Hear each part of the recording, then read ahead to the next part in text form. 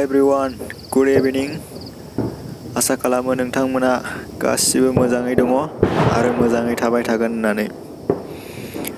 दिनै दिवालीनि बेलासि समनि आंनि गोसो गोरबोनिफ्राय नोंथांमोननिसिम अननाय आरो खुलुमनायखौ जासिहरग्रोनाय थाबाय।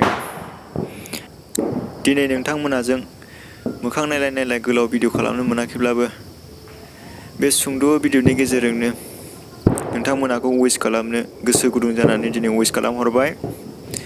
आसा खालामो नोंथांमोनाखौबो गोजोननाय मोनगोन होननानै आरो जोबथारनायाव नोंथांमोनाबो आंनि थाखाय आंनो कमेन्ट खालामहरफिनगोन होननानै मिजिं थिहरनाय थाबाय। दे बिदिब्ला भिडिअआ एसेनोसै। नोंथांमोना चेनेलखौ दासिमबो साबस्क्राइब खालामनानै लायाखैब्ला थाबैनो साबस्क्राइब खालामनानै लादो।